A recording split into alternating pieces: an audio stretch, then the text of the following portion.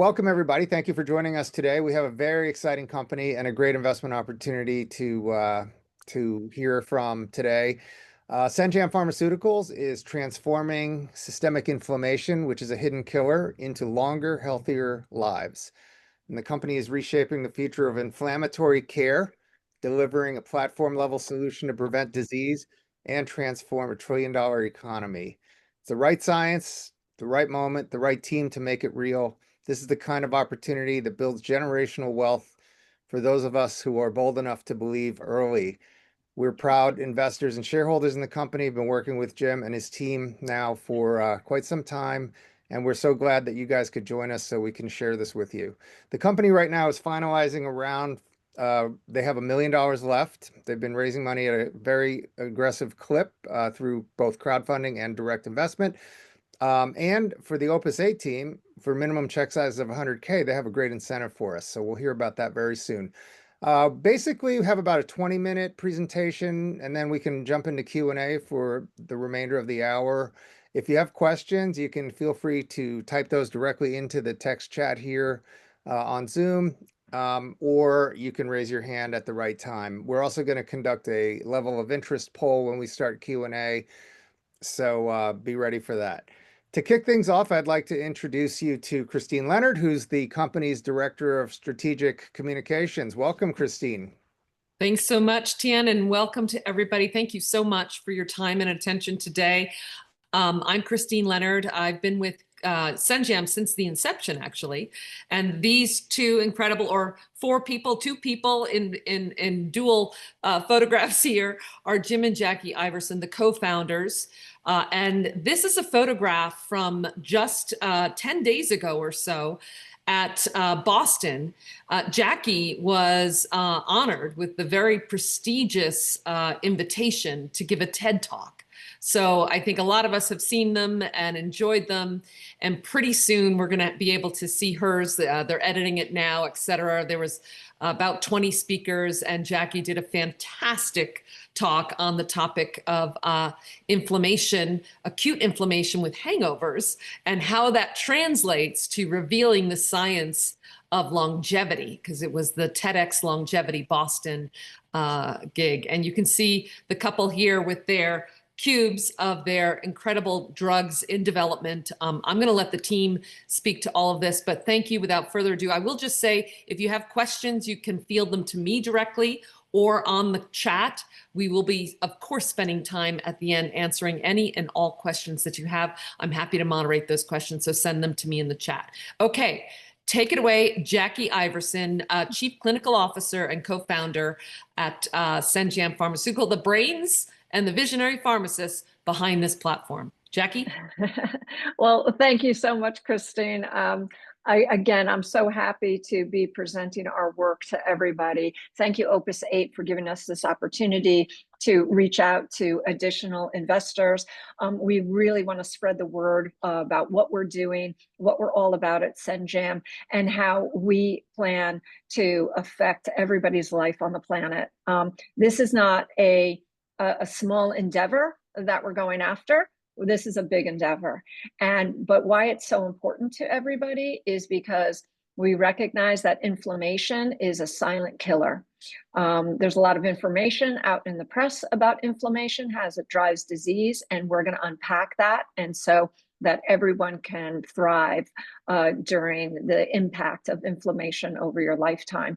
So without further ado, I hope that Jim's going to, when I say next slide, he's going to do it. Thank you, Jim. So yes, it's been a really busy week.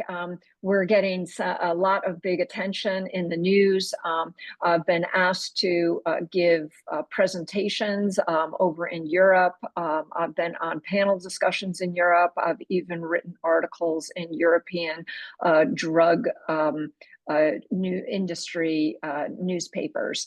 MedNew featured us on the front article concerning our work and how we are trying to solve for inflammation, and particularly this was a panel on obesity and metabolic liver disease. So that was very exciting. And then back to back, the longevity conference in Boston, where not only did I speak, but these incredible longevity researchers all came together, sharing ideas and their focus for the future. And it's going to be, I can see a lot of partnerships coming out of that meeting.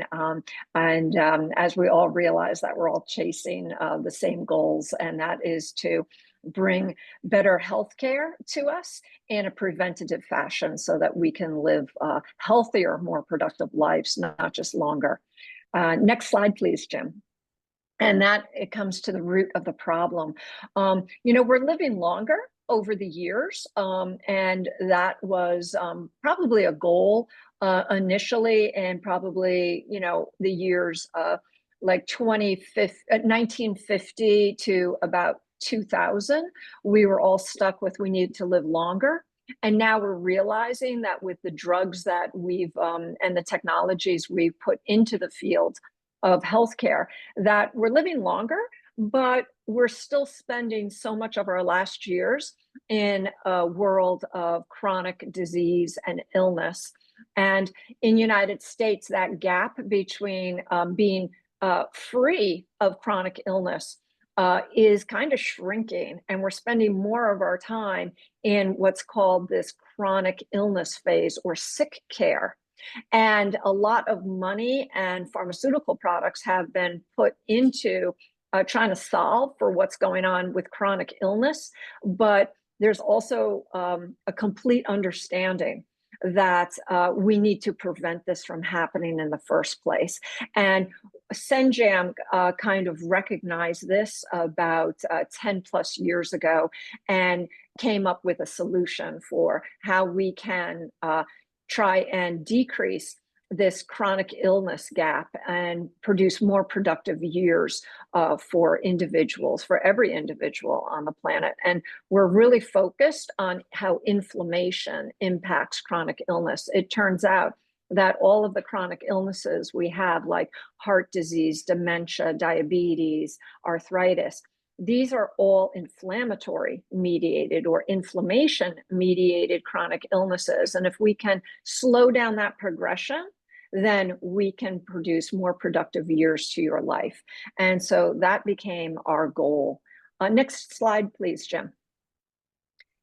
And how we want to do that is we want to regulate inflammation much earlier than the current drugs on the market. The current drugs on the market intervene after tissue damage and disease and disability have already taken effect. And it's very difficult to try and reverse that tissue damage.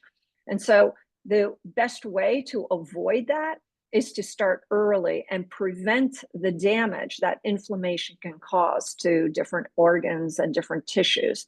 And when the current system of how we develop drugs has really just been focused on siloed organs one at a time and trying to hit them with some really big toxic agents. And what we want to do is we want to pull back more upstream and look at the entire escalation of inflammation as it progresses throughout your lifetime to try and slow down that process. So you see where it's like a radically different approach. And because we're using repurposed drugs to give us the broadest spectrum of anti-inflammatory capability and the safety like no other, radically safe, we're able to start much earlier and treat acute inflammation first to see how we treat acute inflammation and then expand into chronic inflammatory diseases. And so we are very focused on how we're going to get to the end goal, and we're going to start with acute inflammatory clinical trials to show the efficacy and safety of all of our products. And so that's our plan. Next slide, please, Jim. And this creates into our company purpose. We have a vision of shaping health science so every life will flourish. And that's very important to us to understand that we're not trying to solve just one organ, just one system, and later on in life, we're shaping health science as you age. And we plan to do that by preventing and deferring disease from developing in the first place. And so our mission, in order to get drugs to you that are safe, efficacious, and fast to patients, is to repurpose existing FDA-approved therapeutics. It's so important that we repurpose what is already available to us so that we can tell you with certainty that we have over 30 years of safety data to support that any drug that you put in your body, we believe should have that radical safety attached to it. And we're going to prove that. We're going to prove that safety in every clinical trial we do, and while we also prove efficacy. Next slide, Jim. And so to tell you how serious we are, we have gathered a troupe of these high achievers with proven innovators with over $750 million of prior exits. I couldn't have asked for a better CEO, Jim Iverson, who's an expert in supply chain, to lead these troops to the final destination. That's exactly what I needed as a pharmacist who was going to repurpose drugs into the drug industry. I needed a supply chain expert to show me how to get there. So the science ideas came together with supply chain in order to bring this team together. And we have a wonderful group of advisors and team players. A big shout out to Dr. Alexander Wisner-Gross. You can watch his podcast with Peter Diamandis talking about AI and how it's going to change the drug discovery and drug development world. And he's our advisor who is keeping us completely up to date with what's going on in artificial intelligence with some really fast moving technology. So we are on the cusp of really accelerating our platform with his guidance. And also, yes, please advance the slide. So just a little bit of the science. What we're doing is we're repurposing 2 small molecules in different combinations. We're choosing a non-steroidal anti-inflammatory, the workhorse of anti-inflammatory processes, and we're combining it with another anti-inflammatory categorized as a mast cell modulator. Together, they do 2 things synergistically. They increase the anti-inflammatory capability of no other drug that's ever been invented has this broad spectrum anti-inflammatory capability, working way high upstream in the inflammatory cascade. And yet the second agent decreases the worst side effects of the non-steroidal anti-inflammatory, which limits the use of non-steroidal anti-inflammatories for chronic use and also for the elderly.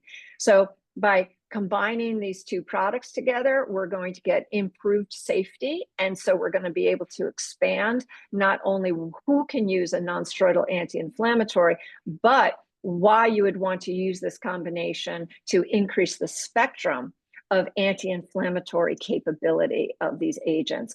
And for every indication of use, we choose a different non-steroidal anti-inflammatory and a different mast cell modulator so that we can use them in whole different settings. We can use them in over-the-counter, we can use them prescription, we can use them injection, and the list goes on and on where we can use these. Now, I just want to give a big point out to the longevity researchers are finding that this is a great combination, because not only can you use it preventatively, but depending on which non-steroidal you use and which mast cell modulator you use, could be perfect for certain phenotypes of individuals as they use them long-term to decrease inflammation. And the longevity world understands that inflammation is part of the aging process. And if we can slow that down, we can slow down aging. So there's also a huge personalized metabolism for each individual where these agents can serve a purpose. And so we're trying to find and stratify where these agents could work better for which individuals. And next slide, please, Jim. Well, The whole country, if not the world, is taking notice that inflammation is leading to chronic illness, and that it's a silent killer. The typical person who ends up with an autoimmune disease or a chronic illness usually doesn't get diagnosed for about 5 to 7 years. And that is because tissue damage has taken place and caused disability in their lives. Yet, all of these inflammatory mediated diseases follow the same inflammatory pathways, and they can be detected years before. And so with every clinical trial, we are looking at these biomarkers that lead to the progression of disease, so we can detect inflammation early. And why this is a silent killer is because we don't know how to measure it yet. And so and that's another good reason why we start with acute inflammation, because people can recognize acute inflammation and we can show efficacy that way, while we gather the biomarkers of inflammation to detect other chronic illnesses. So we have a whole pathway of how we're going to get there, and the world is taking notice about this too. So we couldn't be in a better spot. And next slide, Jim. And last time I spoke in Germany at a presentation, an analyst from Oppenheimer was present in the room. He recognized our platform as immunomodulators, or I call them immunoregulators, combating inflammation and immunosenescence. And in the world of longevity, this is a really nice place to sit and be categorized. We're going to need these immunoregulators that do not cause damage to your immune system or cause immunosuppression. And that's very important, because even when you listen to a lot of commercials on TV about drugs, they talk about how great their drug is, but then they say, "Ooh, but you're going to get an increased infections." And that's exactly the safety profile that we're talking about. So that's called immunosuppression, and that's a reduction, really, a damaging of your immune system, making it not able to function properly. We don't want to be one of those drugs. We want to just immunoregulate, bringing your inflammation back down to homeostasis without causing damage to that immune system, because you need that immune system for a lifetime. And so we're categorized and given the name immunoregulators in the longevity world. And we just got to move that naming, that nomenclature over to the medical arena, so that we can fuse these two sciences together for your benefit. And next slide, Jim. Yeah, so speaking to, the public realizes this too, that this inflammation epidemic is a huge burden to societies, not just United States, but globally. It is, it's causing too much global spend that's not sustainable in society. And we have with all of these indications of use, we have a solution in each of those to try and drive down the drug market in each of them with safer, more preventative solutions. And the final slide, Jim. Yes, and so this talks about how we have multiple assets. They're all different across multiple indications, across multiple organs. And when you start taking one of our products for, let's say, metabolic disease, obesity, or liver disease, you're also getting protection from to prevent the progression of inflammation across multiple organs. And so as we advance one product, we're advancing the knowledge we're gaining in all the different organs and all of systemic inflammation. So it's a very coordinated, very thought out pipeline in this platform of agents that we're trying to progress. And we've finished a phase 2 clinical trial. We have a second phase 2 clinical trial that's underway and will complete by the end of the year. And those were both in acute inflammation. And so without further ado, I want to introduce you. Next slide, Jim, because that's my landing slide. There it is. So without further ado, I want to introduce Jim. He's humble, so he's not going to tell you that he's already had 5 successful exits. He's been leading supply chain in the world, and now he's coming from outside to bring supply chain innovation into the pharmaceutical industry. And if nothing else, you can see from what he's done so far that he is an expert into getting drugs to patients as fast as possible. So take it away, Jim. Well, thank you very much for that introduction. I also want to give a shout out to some of our investors that are in the audience. Last week, Jackie and I did this presentation in front of an audience of about 25 or 30 people. So that was 3-dimensional. Now we're back to the old 2-dimensional world. So I appreciate everybody for joining us, and we're certainly passionate about the work that we're doing. And I'm just going to lead you through more on the business side of things, and then we'll close it out and open it up for questions. So since starting the company 8 years ago, we built this platform. This is our overall, all of our assets. And what's really important to us in the process of advancing therapeutics is everything that we're doing is evidence-based. So, whether it's in vivo, in vitro, proof of concept, ultimately moving into humans, it is so critical for us to collect data. And as we're advancing that journey, it's also important for us to publish papers on the results that we've had. We're proud to say that we've published 13 papers to date. We have 3 papers currently in the queue that are being submitted for publication. We had to file some recent patents based on some of the results that we got before we could publish the papers. And then in addition, based on the work that we're doing, there's other people that have been referencing our papers and advancing our science. So it's been really exciting. And I can't say enough about our partnerships that we have, which I highlight over on the right-hand side. KVK is our largest corporate venture partner. We spent 2 days with them last week. They're working currently on 3 of our therapeutics. They've just completed the formulation and CMC work and for FDA submission, which I'll talk about in a minute.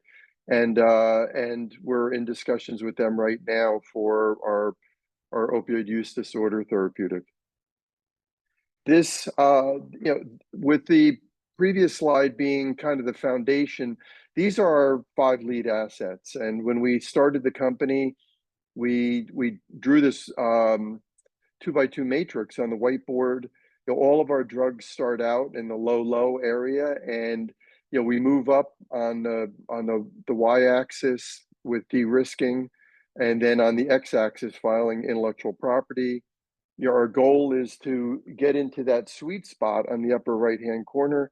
That's really where the value lies. And we just completed earlier this year, we completed the clinical trial for 002C with Duke University as the principal investigators. Based on the results of that and the ability to use AI, it's been really fascinating. We're always looking at, as we're combining drugs, and big pharma is always focused on creating new chemical entities, we were able to compare what our drug can do and how much it would cost and how long it would take to create a new chemical entity. And we were also determined how this drug that we tested for upper respiratory infections and COVID, how it has an application in obesity with the GLP-1s and with MASH. So currently, we're exploring whether we're going to move forward to a phase 3 study with that for upper respiratory infection and COVID, or a 2B for looking at combining it with the GLP-1s and looking at fatty liver. Right behind that, we've, what's going on right now is for 001, we are engaged in a phase 2 clinical trial, which we probably have about 4 weeks left of dosing our last patient. And we've advanced that the formulation and CMC work for that therapeutic, which will be a pressed tablet, which is represented in the upper left-hand corner. That will be ready for FDA submission in August of next year. This therapeutic is we're engaged, and we executed a letter of intent with a company that is interested in funding the phase 3 trial for this. We're expecting to get the collaboration agreement, first draft of that tomorrow, and move that forward, and exciting to get that to execution, and that's going to lead to a large inflection point for the company. And then 005 is the drug I mentioned earlier. We've done a lot of work around opioid use disorder. The National Institute of Drug Abuse saw our papers that we had published, and they pulled us into a program that they have, and they wanted to test this drug against polysubstance use disorder, specifically methamphetamine use disorder. And we've done 2 out of 3 tests with the National Institute of Drug Abuse. The results came back very promising. We filed a patent 2 weeks ago, and that's one of the papers we're going to be publishing on the results of that study. And then SJP100 is an injectable that we just got GMP. We're developed GMP product. KVK did that. And then 002, excuse me, is going to benefit tremendously as we advance 001. There's a similarity to the composition of matter there. Looking at 001 and the completion of phase 2 that we're at right now, there's a large inflection point over going into phase 2 and then completing phase 2. It raises our value over $200 million. And as we look at phase 3, there's going to be another substantial value increase. And all the work that we do, we're always looking at doing a market analysis and valuation to represent and kind of create the guidelines and North Star of where we're going. And here's a representation of 2C, the clinical trial that we completed with Duke University.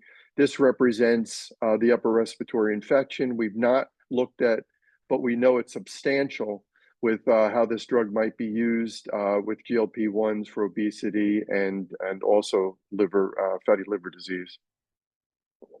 Yeah, as mentioned earlier, as we're closing out a $5 million round, we still have about $1 million left.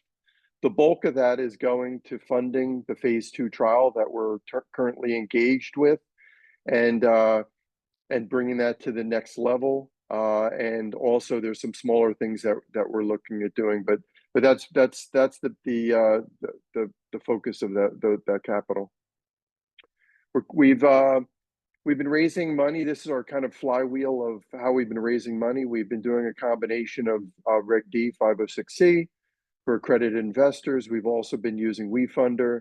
And then most recently, we have the opportunity we've engaged with a company that allows money to come in through donor advised funds and more philanthropic capital.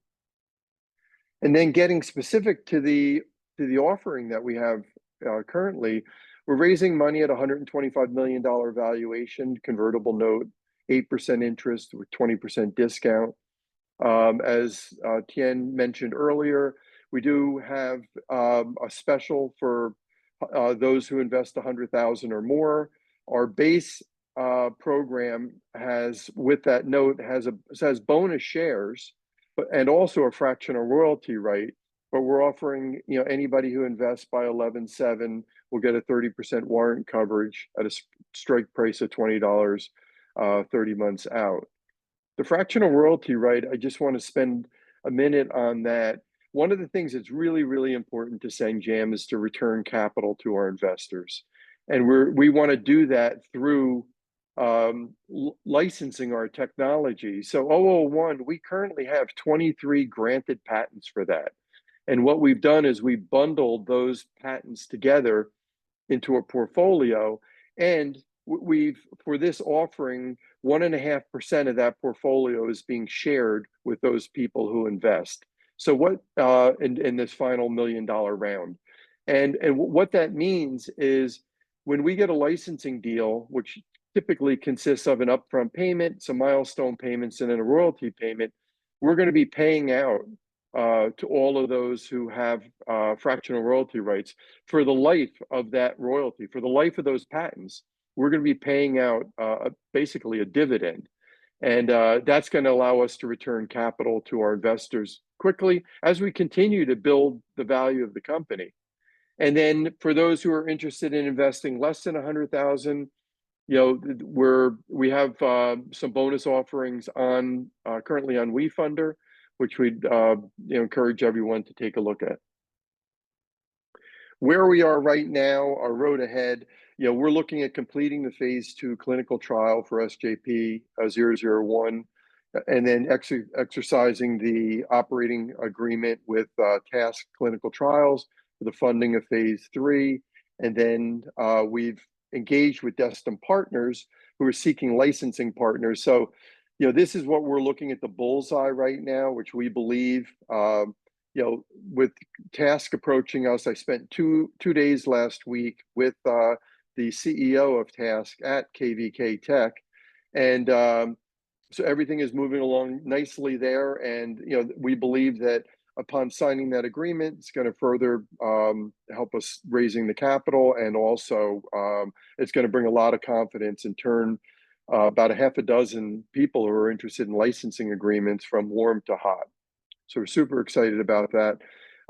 Completing the NIDA-sponsored preclinical study for 005, and then start the formulation work with KVK Tech. This would be a fourth asset that KVK is investing in. And then one of the things we're looking to do is the market analysis and valuation with Destin Partners on that. And then, as mentioned earlier, looking at defining the next steps for 2C, whether we're going to do a phase 3 for upper respiratory infection for COVID, or phase 2B for GLP-1s and MASH. And we could possibly run these in parallel. We're starting right now to engage for kind of our bigger picture of capital raising for next year. We're speaking to some investment bankers. We see this tremendous opportunity. I shared an update earlier today. If you're on our investor relations letter or with WeFunder, you would have seen it. We're seeing a huge opportunity. We built this economic engine that could do the clinical requirements, the formulation and CMC, and the business development effort.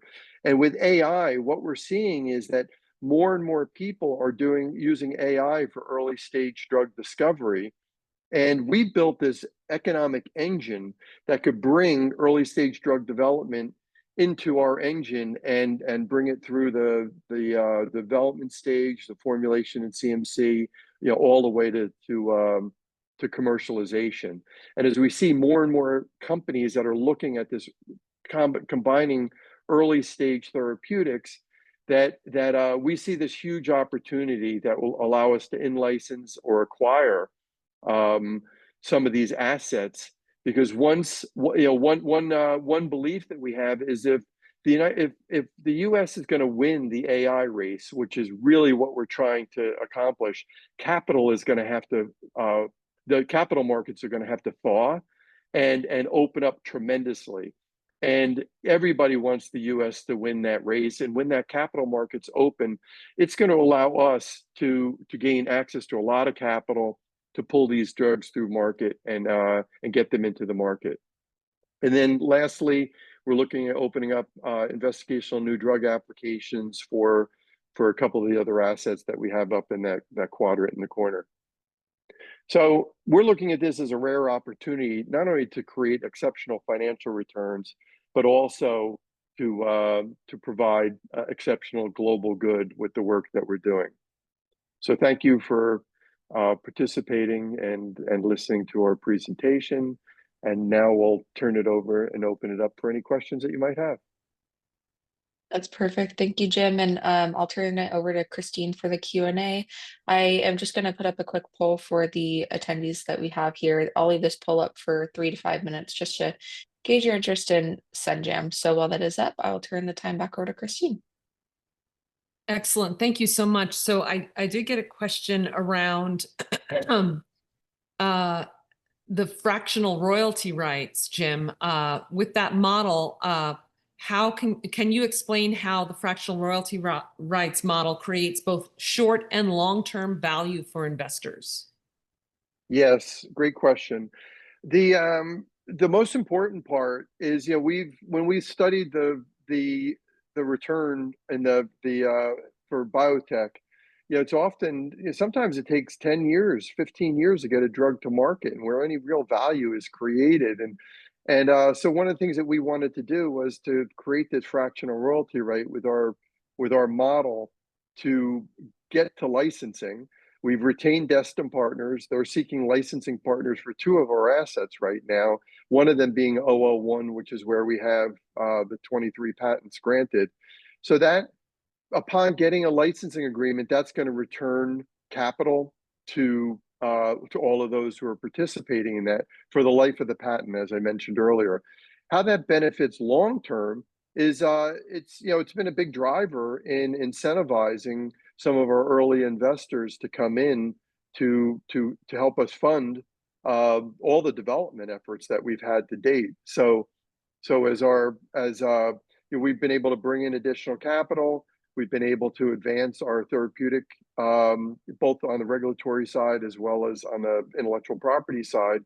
That's creating long-term value, and being driven by the capital coming in and us incentivizing people with the fractional royalty right. And I can't wait until we get a licensing deal and we're distributing capital back to our stakeholders. Yeah, Jim, there's actually a question in the chat. How many licensing agreements now? I know we're in active conversations. I don't think we've struck a deal exactly yet. You want to talk to that? Yeah, so it's a process. It's just like an M&A process. So we are in discussion with companies, and everyone is very, very anxious around this deal that we're discussing with Task Clinical, because it's a further de-risking.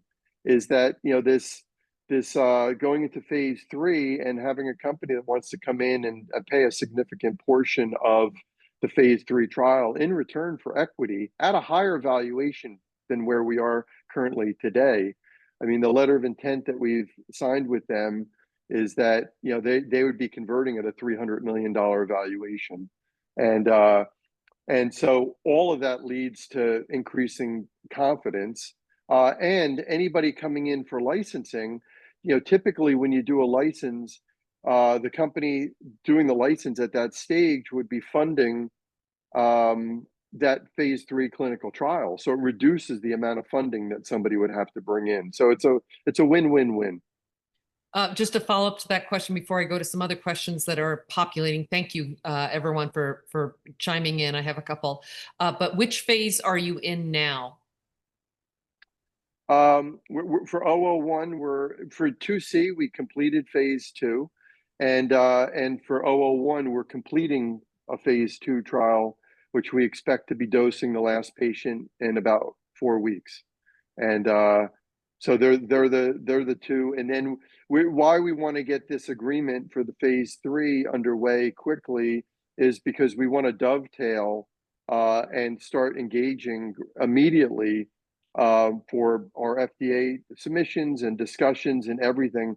Have everything in order so that we can move as quickly as possible with advancing into phase 3 as well as seeking a licensing partner. Right. Excellent. And if I can add to that, I just wanted to give some clinical data reports on those clinical trials, just to make it clear where we are and how we're headed there. So the clinical trial that we completed on phase 2, which is the 002C product, we tested that out in the acute inflammatory model of COVID. And the reason why we did that clinical trial was because during the beginnings of COVID, several researchers around the world were using indomethacin, which is the drug that we have made into 002C, and that indomethacin was showing that it can reduce the symptomatology of COVID-19. And so with all of that past knowledge, those phase 2 clinical trials that were done just using indomethacin showed very, very supportive that indomethacin can decrease the symptoms of COVID. So we took that drug and we added ketotifen to it, and we wanted to show not only does it reduce the symptoms of COVID, but also is the safety parameter there. And that was the best use of that clinical trial, was showing that the safety is completely there, that our combination had equal side effects, equal to placebo. And so that is a successful phase 2 clinical trial that will enable us to move forward with that product for that indication.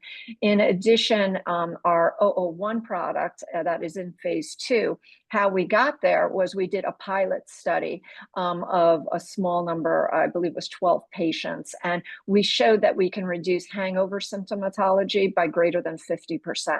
And so that's enabled us to get to the phase 2, which we're running now. That small pilot study served as the opening of the investigational new drug application with the US FDA. And so now here we are in the phase 2. We're looking at safety and efficacy of the hangover symptoms for the next day. Yeah, and Jackie, yes. related to that is the question, where are the clinical trials being conducted, and are you using the placebo method? I believe that's true in both cases. Do you want to answer that very quickly? We have a lot of other questions, so yes, pretty quick answer would be great.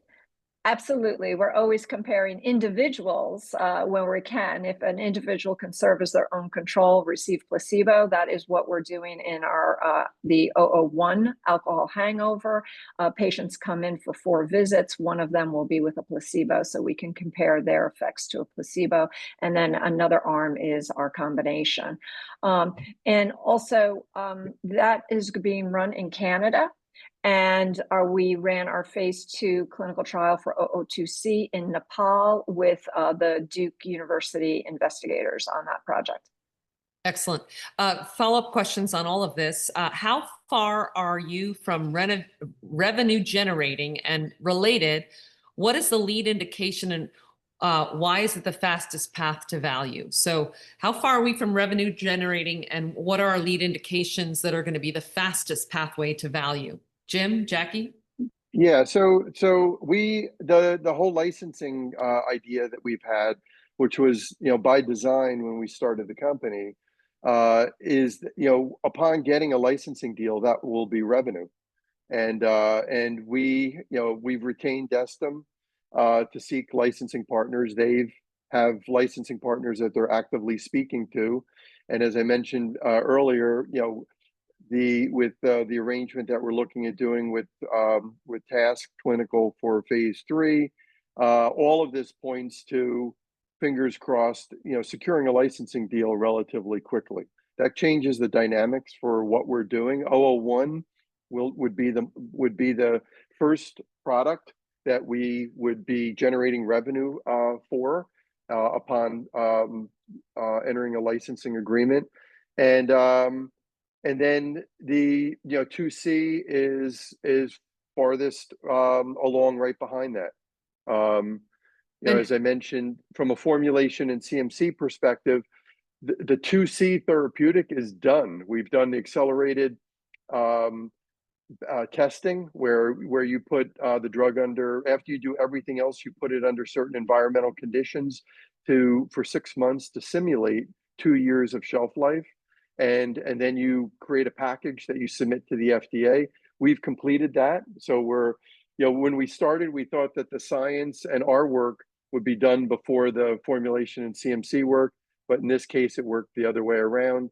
And as I mentioned, the press tablet for 001, that will be in the same position in August of next year. So the quicker we can get things done, the quicker we can get to market.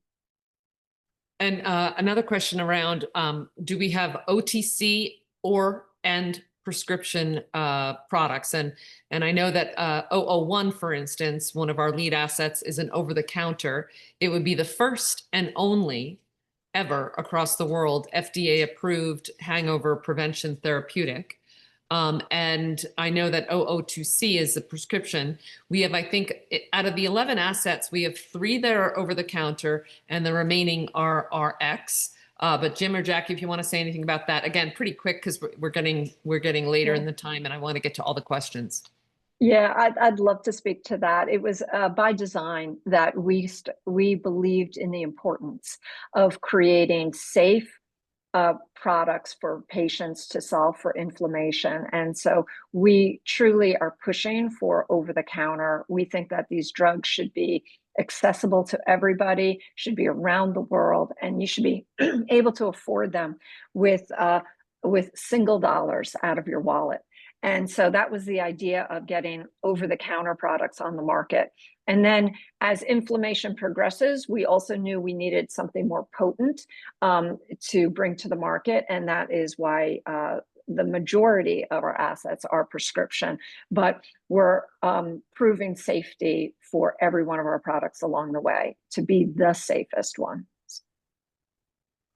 Excellent. Again, any other questions? I know I have another one here.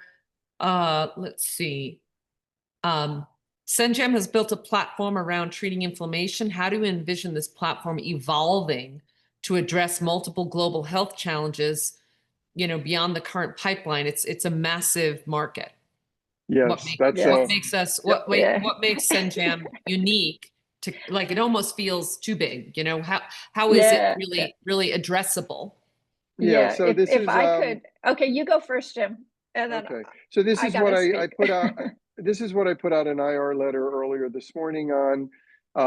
We've been working on this. I look at this, that we've got 3 concentric circles. So in the center circle, which is the bullseye, is where we're really advancing 001, the licensing agreements, and also the phase 3. The second concentric circle is when we look at our 5 lead assets. It's the other 4 lead assets that are in or at phase 2 and advancing them. The third concentric circle is what I really wrote about today, is as we're using AI, we're operationalizing everything with AI. We're using AI for every bit of work. Alexander Wisner Gross has been part of our advisory group for over 3 years. And so now we're looking at, with all of these other platforms that are coming out, and the opportunity to combine. There's over 20,000 drugs that have been brought to market, and these have been brought to market for single indications. But inherent within the drug, there's a lot of other characteristics that when we combine them, they could be used for new indications, and we could bring them to market so quickly. And that's where we see this huge opportunity to looking at this third concentric circle and partnering with people who are only capable of doing the discovery. And as long as they're working in the space that we're in around inflammation for age-related diseases and longevity, us partnering with them could accelerate our pipeline tremendously. And we have this economic engine that will allow us to accelerate the development, formulation, and CMC work and business development aspect of it. So at the speed at which AI is going, and why I wanted to share what I wrote earlier, there are some things are changing so quickly, and the adoption rate of what's happening. I mean, things are happening weekly, and I think we're in an incredible position for that. Jack, you want to add something to that? Yes. So Jim highlighted for you how AI is going to radically decrease the time to market from a drug delivery and a supply chain model. But AI is much bigger than that, because as we start solving the understanding of different disease states, we can understand patterns and relationships. And that's exactly where Sen-Jam is sitting perfectly. So if we all agree that inflammation progresses aging and inflammation progresses disease, then the only thing that's natural to come to mind is that we need to prevent that progression. And how you prevent that progression is you need to get prototypes onto the market or studied that can actually prevent the progression. And the more times you give into AI the information and the data out, you're creating a model. And Sen-Jam plans to be the model of inflammation in order to review all the drugs and determine if they're decreasing inflammation properly for preventative nature. So it's not just that we're doing it quickly, but as we do every program, we're building the model by which other companies will need to use and to refer to in order to show that you're decreasing inflammation. So because our platform is all centered on that and we're running multiple clinical trials with multiple data, this helps to build this engine that we're talking about, not only supply chain, but the clinical engine required.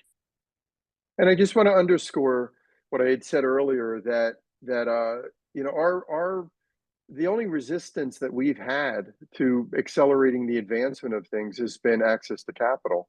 And you know, people complain about the markets and complain about that. I mean, we've just continued to bootstrap and advance things, you know, pretty progressively, and people are amazed on what we've accomplished with what we've done.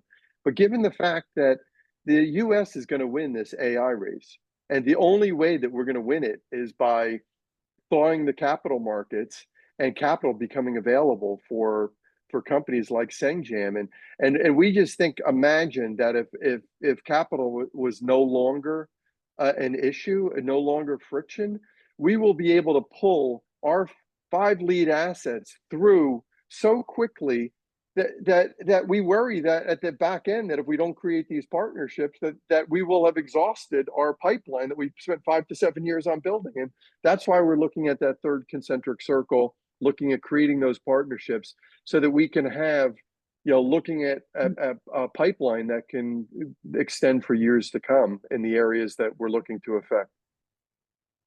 Okay, another bunch of questions. And I just want to remind everyone that, you know, while we have very big kind of future ambitions, the very immediate opportunity with 001, for instance, I believe we could, if all ducks are in a row and we're going to complete phase 2 by the end of the month or into December, and we already have phase 3 lined up, I think we could be in the market by 2027 for that asset. And that's the first of many that we have in a very rapid fire row. A question came in about, does a QSBS section 1045 rollover apply? Yes, when we converted from our LLC to a C Corp in 2022, we did a QSBS 1202 valuation, and I think it was in June of 22. And so just for those, you know, there with the big beautiful bill that's come out, that valuation has gone up. But you know, we got valued then, and we're almost 4 years into it. At 5 years, effectively, you know, we could have about $420 million of federal tax exemption after 5 years for those who you know, the stockholders. Excellent. Wonderful. A great question just came in. What's the meaning behind the name Sen-Jam? So to me, this means it's an equation. That's a minus sign, not a hyphen. It means transcendence minus the jam, or the barriers of getting there. And all along, we have had some transformative and transcendent ideas for trying to solve for what you might call sick care, or the chronic illness, or this epidemic of inflammation. And we're trying to strip away the barriers that are present in order to get these drugs to you as soon as possible. So that's what Sen-Jam means to me. It's and Jim will say it's unlimited possibilities. Excellent. Question came in. Why is now the perfect time culturally and societally? Yeah. I'll speak. You know, yeah, I'm assuming it's ... for investing. And so, we're at the end of phase 2 of this clinical trial. There's going to be a big inflection point. We're evaluating whether we're going to do we might do a Reg A plus next year. Part of the reason of retaining an investment banker is to, we're getting to a capital structure, market cap size that we're going to be looking at raising much more capital. And so we're from my perspective, we're seeing some big inflection points from evaluation coming up, and that would be a reason to invest now. Yeah, if I may, I'm hoping that you can see that our clinical program is completely different from what is currently available. Even the anti-inflammatory agents that are seeking to do clinical trials and showing efficacy and safety, they must, because their drug has never been given before in humans, they typically start in what's called the chronic illness phase, or the sick care model, in order to show efficacy. And you can see that we are steps ahead of them by doing preventative therapy. And we can only do that because of how we've designed our platform and how we've designed our clinical trials and how we start more preventatively. This is a unique platform that nobody can replicate. And it sits us in this prevention model, this immunoregulation model that is going to be needed to solve for inflammation long term.